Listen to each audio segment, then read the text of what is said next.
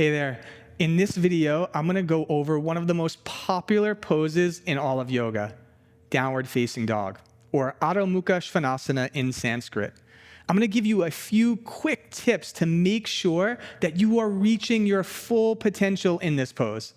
And if you practice Vinyasa yoga, you probably know this pose really, really well. And you have your own set of places where you put your hands and your feet time and time again.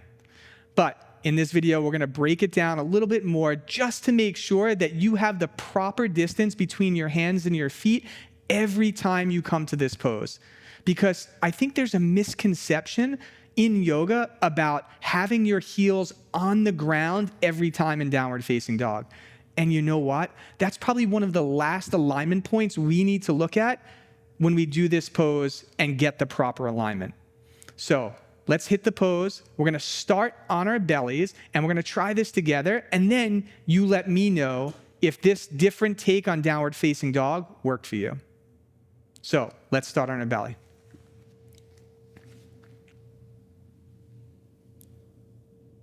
So step one is lying on our belly, and then we're going to take the feet about 1 foot apart, and then the hands come right under the elbows. From here, step two is to curl the toes under and lift onto our hands and knees.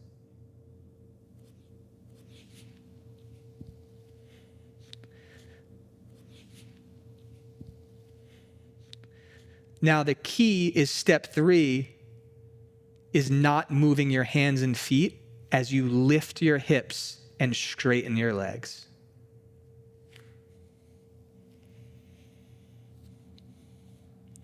This is the place where most students have an urge to shorten their stance and bring their heels down.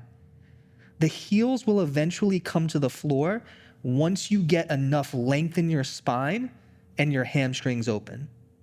So lift your hips, straighten your arms, lift your kneecaps, and then let your head relax. Over time, your heels might naturally come to the ground.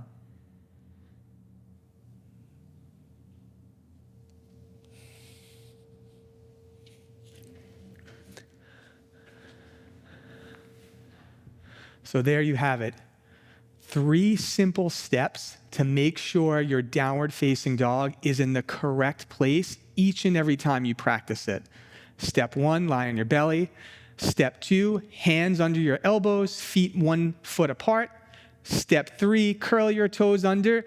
Don't move your hands and your feet, and then lift your hips and straighten your legs, downward facing dog. Try it out.